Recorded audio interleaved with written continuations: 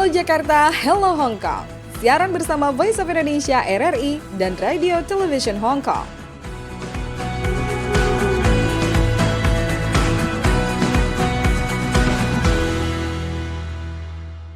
Halo Jakarta. Halo Hong Kong, senang sekali saya Sekarsari di Jakarta, di Voice of Indonesia menyapa pendengar di Hong Kong.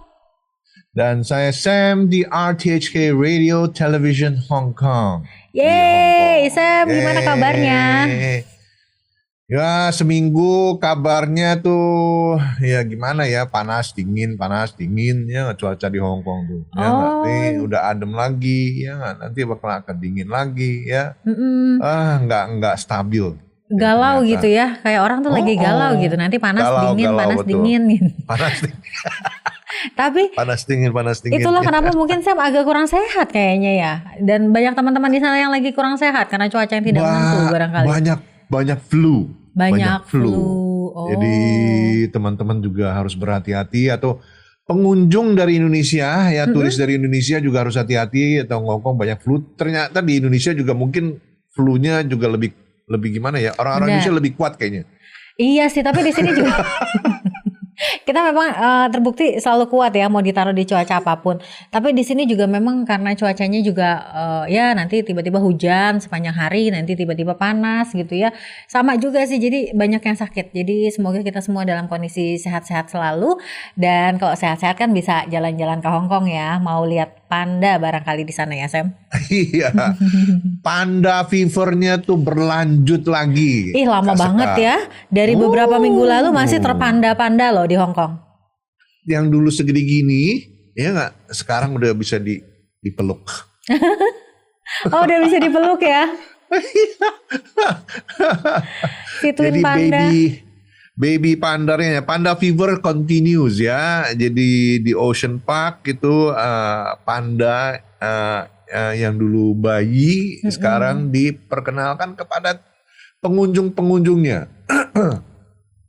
Ya, jadi itu ramai sekali ternyata. Jadi orang-orang pada pagi-pagi subuh-subuh udah pada ngantri ya. Jam 6 pada ngantri mau nonton, mau melihat baby panda. Tapi bisa dipeluk juga gak sih Sam? Nggak boleh ya, dimakan yang ada nanti ya. Nggak boleh, dia takut. Itu tapi saya lihat di TV ya, saya belum datang langsung. Belum crazy sampai ngantri sampai jam 6 pagi subuh. Jadi saya nonton di TV itu, wah sangat cute sekali.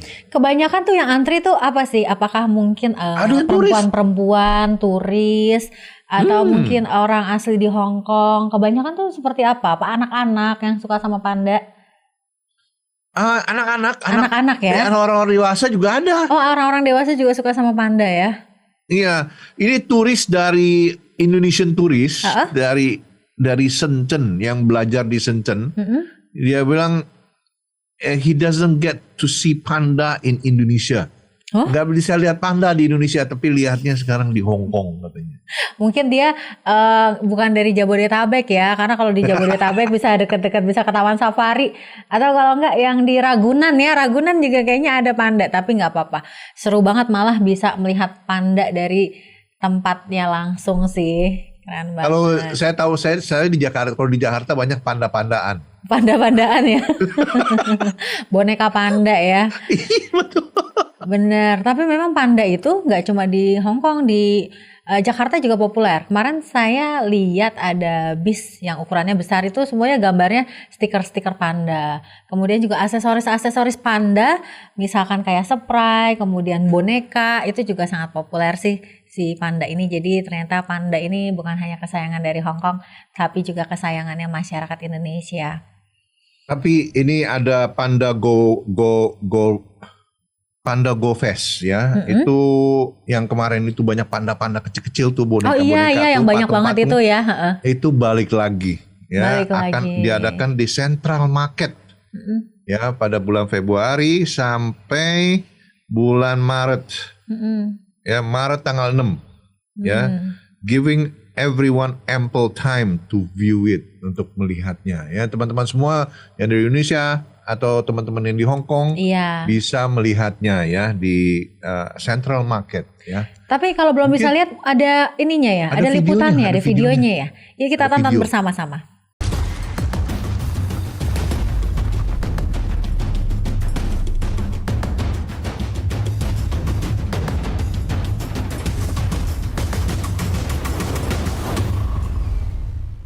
The Avenue of Stars, Phnom Penh 360, Ocean Park, Sun Yat-sen Memorial Park. Oh, Natalie, you mentioned quite a lot of attractions. You have friends visiting Hong Kong? Yes, but I missed it. If not, I could have seen them in these places. Oh, why? Are they celebrities? Yes, indeed. Actually, wherever they go, people are vying to take photos with them. There are several hundreds of giant pandas. Oh, you're talking about pandas? Well, don't worry, you can still see them. Panda Go Fest HK, the largest exhibition of pandas in Hong Kong, is making the festive Lunar New Year stop of its touring. More than 800 panda sculptures are appearing with brand new festive designs. That's right. Over 800 pandas of Panda Go Fest HK have already landed at D Park in Tsuen Wan. 200 of them have traveled to the Central Market since February 17th, meeting everyone from noon to 8 p.m. every day. Both stops open until March the 6th, so you'll have plenty of time to check in with the pandas. Moreover, there's a Panda Encyclopedia Zone in D Park, organized in collaboration with Ocean Park. It displays the growth stages of Hong Kong's two giant panda babies, big sister and little brother. There's lots of interesting knowledge and conservation information about the panda's growth background, nature of life and proud trivia, and the story behind the birth of the panda babies. The Panda Go Fest HK, organized by creative brand All Rights Reserved, kicked off in December, displaying 2,500 giant panda sculptures at iconic landmarks across the city. If you want to meet the festive pandas, head off to Tsuen Wan and Central. Wah, lucu banget ya panda-pandanya ya. Iya, lucu. Gemes emang panda. Ya, jadi kalau ada di sana harus banget sih. Kalau saya sih tertarik banget karena ya untuk foto-foto dipajang di Instagram, di Facebook Pro-nya ibu-ibu barangkali ya, itu sangat menarik kalau bisa foto sama si panda-panda lucu tadi ya, miniatur-miniatur yang jumlahnya banyak banget. Bayangin aja kalau dikelilingin banyak panda, boneka panda. Ya enggak? Kita sendirian kayaknya lama-lama jadi panda.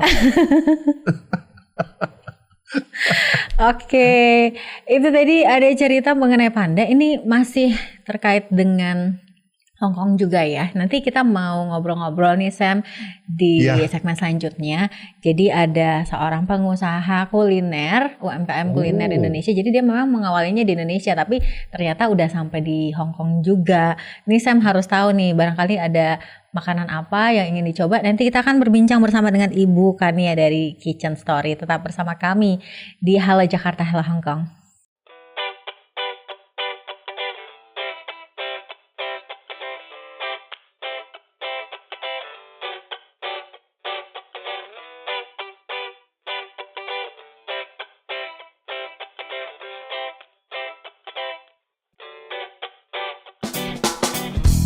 Ku rasakan hangat indahnya sang mentari, membangunkanku dari tidur yang lelap ini. Sinarmu yang terang mulai memasuki mata dan mengusirku dari alam mimpi. Dan kini ku bergegas, segera siapkan diriku untuk mulai menjalani hari ini. Tak sabar ku temui sahabat yang tersenyum menyambut datangnya pagi ini. Dan ku katakan embun membasahi dunia dan mulai mengawali hari ini. Dan ku katakan kicau burung bernyanyi, dan kini ku siap untuk jalani hari ini.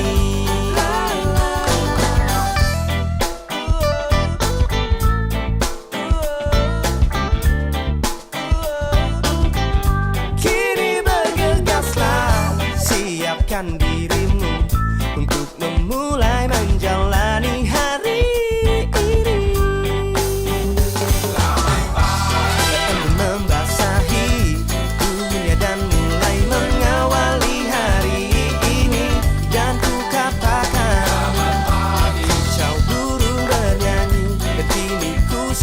ku jalani hari ini. Membasahi dunia dan mulai mengawali hari ini. Dan ku katakan kau burung bernyanyi, kini ku siap ku jalani hari ini.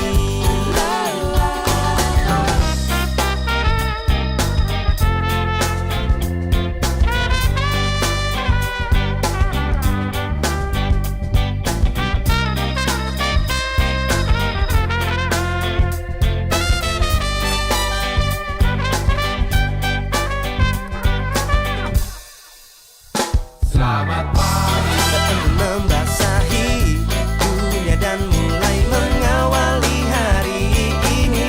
Dan ku katakan kau burung bernyanyi, kini ku siap ku jalani hari ini. Membasahi dunia dan mulai mengawali hari ini. Dan ku katakan burung bernyanyi, kini ku siap ku jalani hari ini.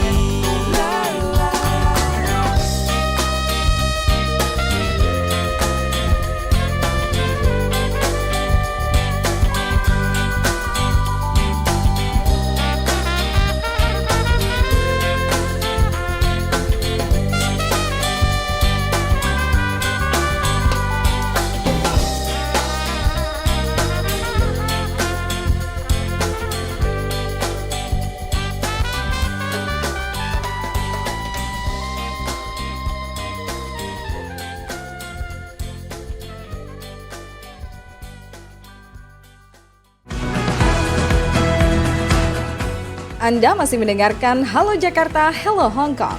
Siaran bersama Voice of Indonesia RRI dan Radio Television Hong Kong.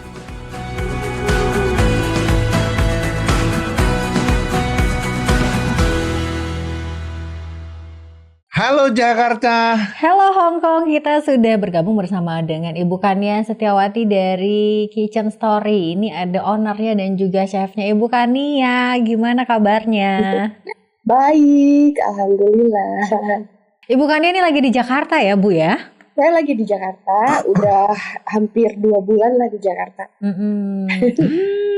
Oh, Tapi saya kembali lagi ke Hong Kong nanti hari Minggu besok tanggal 23. Oke. Bu Kania ini saya ini punya usaha ya, UMKM ya, yaitu namanya Kitchen Story. Dan dia sudah memulainya di Jakarta, kemudian dibawa ke Hong Kong ya. Gimana sih Bu ceritanya yang di Jakarta dulu nih? Yang di Jakarta itu cerita dari awal dulu ya. Iya. Di Jakarta itu saya memulai bisnis ini dari 2000-an lah, tahun 2000-an. Jadi lumayan udah lama juga Iyalah, ya. 25 tahun ya. Ya, pas pandemi kemarin itu kita tutup karena kan tidak boleh ada keramaian, kerumunan gitu kan. Jadi ditutup dulu. Nah, ditutupnya itu keterusan nih sampai sekarang. Belum dimulai lagi. Karena sayanya juga sibuk dengan bisnis yang lain. Jadi kurang fokus ke sini. Tapi yang penting yang di Hong Kongnya masih tetap berjalan dong ya? Masih. Nah itu yang penting nih, karena kita mau minta sharing-sharing ya, gimana sih bisa menjual atau membuka bisnis kuliner di Hong Kong gitu Bu. Kalau di Hong Kong sendiri memang juga sudah sejak kapan? Sejak kepindahannya kan 15 tahun yang lalu ya Bu ya? Kalau untuk di Hong Kong sih saya belum ada yang resmi bisnis seperti buka kursus kayak gitu, karena kan di sana nggak sembarangan bikin kalau di Hong Kong itu so far saya dari undangan aja, dari KJRI, dari komunitas-komunitas gitu. Nah, dan tidak hanya baking aja, tapi saya juga sharing ilmu bikin aksesoris, melukis, gitu. Seperti itu. Oke. Kitchen Story. Kitchen Story ini punya restoran atau it's just a concept atau bagaimana ini? Saya nggak. Kitchen Story itu ini kursus baking cooking. Dulu saya punya restoran, bakery punya, cuman namanya bukan Kitchen Story, nama saya sendiri. Nah, kalau untuk Kitchen Story ini khusus untuk kursus baking cooking. Oh, kursus. Oke. Jadi kalau saya mau belajar bikin kue, jadi ke kontak Kitchen Story gitu. Iya. Oh.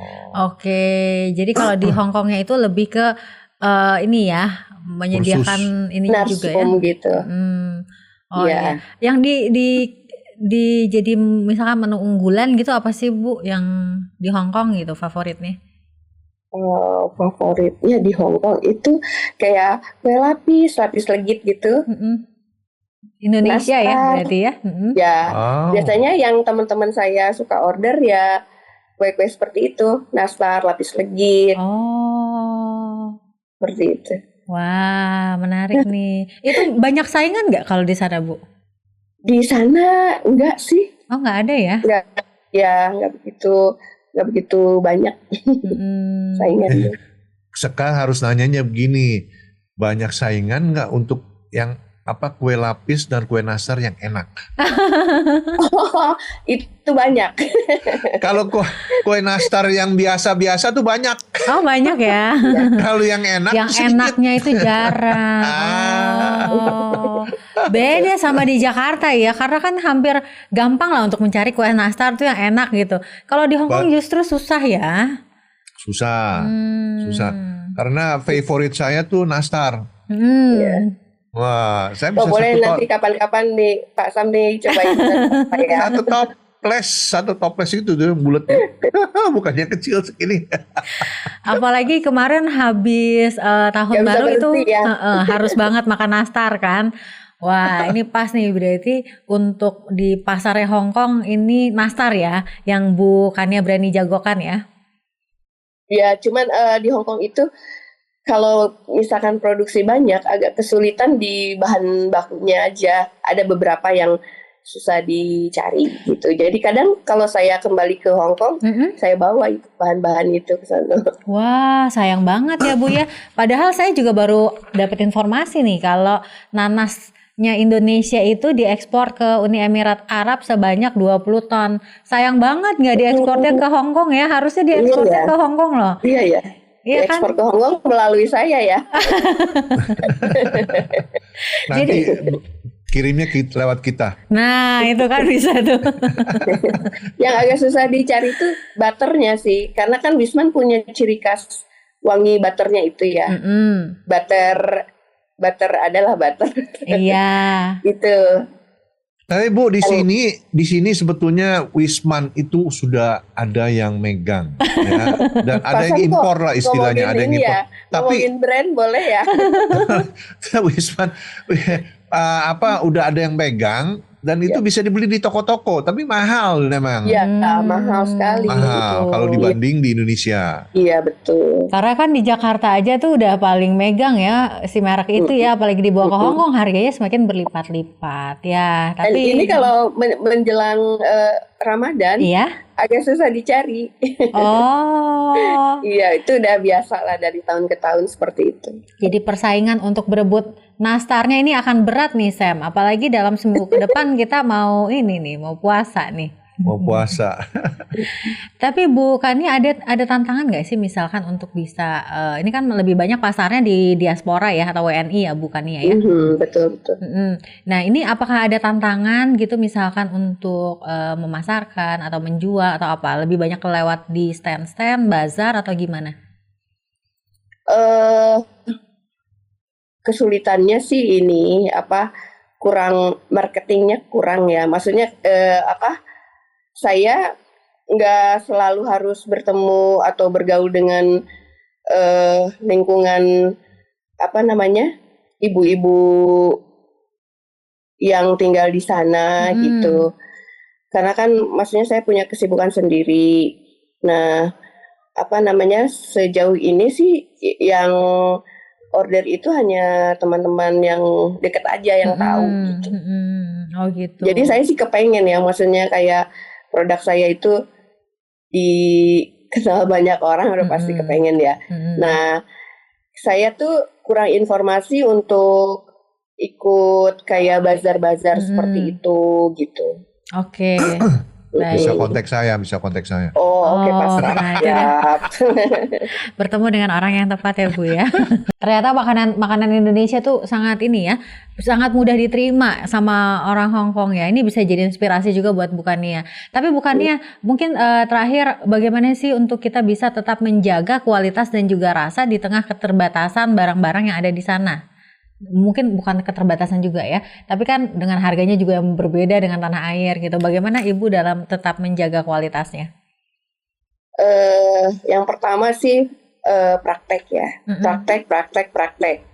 Jadi hunting ke beberapa tempat yang jual bahan-bahan baku, lalu praktek gimana rasanya, perbandingan seperti itu. Nah, kalau misalkan, jadi tidak selalu harus terpaku dengan bahan yang harus didatangkan dari Indonesia gitu kan. Jadi kita juga karena di Hong Kong, karena juga orang Hong Kong taste-nya agak sedikit berbeda dengan kita ya. Jadi disesuaikan gitu. Jadi saya menjaganya ya dari praktek itu, terus saya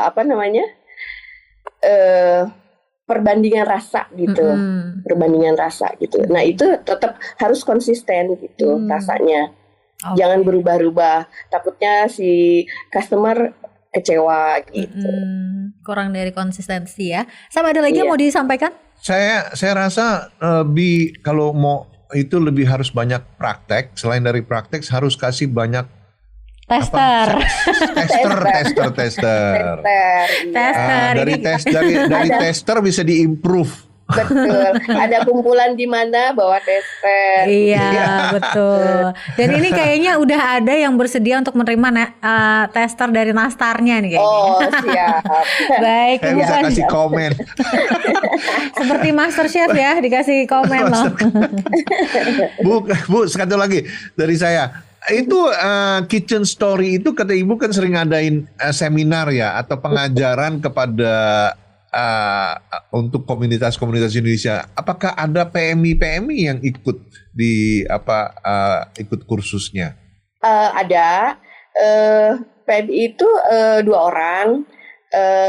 Mereka itu udah resign ya, kerja di Hong Kong, jadi mereka gabung untuk buka usaha di tempat tinggalnya masing-masing gitu.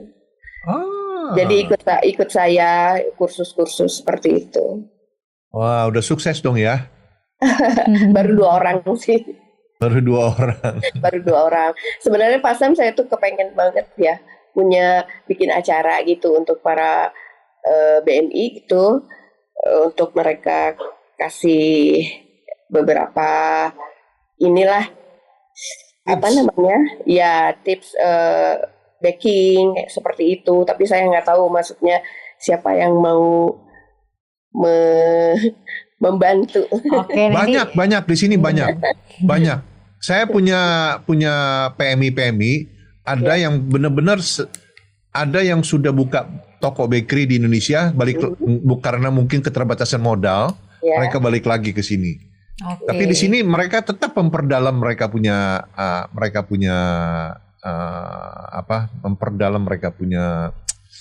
skill ya, skill. Oke, ini nanti bisa dari acara ini bisa menjadi, semoga kedepannya ada benang merahnya gitu ya, ada jembatannya biar bisa semakin memajukan PMI dengan berbagai pengetahuan baru.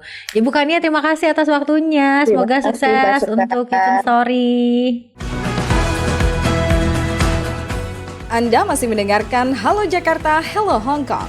Siaran bersama Voice of Indonesia RRI dan Radio Television Hong Kong.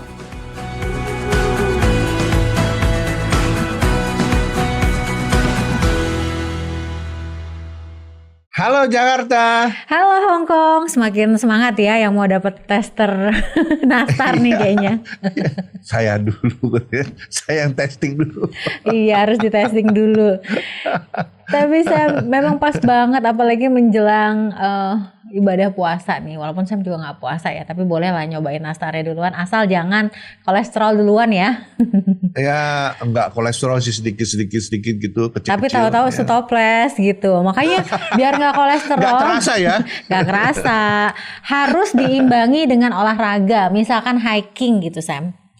Ya, ini ada Let's Go Spring Hiking. Ya, musim semi ya. Ada di Danau Pulau Seribu. Pulau Bukannya Seribu Pulau namanya. Seribu bukan di Indonesia aja, tapi di Hong Kong pun ada Pulau Seribu. Oh, ada juga ya Thousand Island juga ya. Thousand Island. Ya, bisa keliling-keliling sana ya, dan bagus sekali ya. Itu namanya ada Lam Chung Reservoir. Wah. Ya, cocok untuk hiking di sana ya. Disebutnya Danau Pulau Seribu. Pasti Teman-teman kalau yang cantik suka banget hiking, ya. you can go to the Thousand Island Lake. Waduh, tapi harus dipersiapkan juga nih fisiknya ya. Karena Betul. yang namanya hiking kan, Habis kalau saya toples. nggak dulu ya. Tapi banyak kok yang suka hiking, boleh lah nyobain hikingnya sekali-kali di Hong Kong ya Sam ya. Jadi nanti ikutin aja rutenya di sana. Ikutin rute di sana. Selain hiking ada komentar dari teman-teman kita. Oh iya, ini ada yang sudah komen di YouTube-nya Voice of Indonesia. Ini ada dari narasumber kemarin ya. Kemarin ada yang sudah kita undang juga nih ke studionya RTHK dari Arya Jackson yang Arya mengucapkan terima kasih Kak Sam dan Kak Sekar. Halo Jakarta, halo Hong Kong. Terima kasih juga sudah sharing. Kemudian juga ada dari Ofra Regina Suharsil, penasaran sama perayaan Cap Gomeh di Hong Kong. Ya udah lewat kita bahasnya. Gak apa-apa ya kalau kelewat, nanti mungkin bisa cari di YouTube di episode-episode sebelumnya di mana kita ngebahas Cap Gomehnya di Hong Kong ya.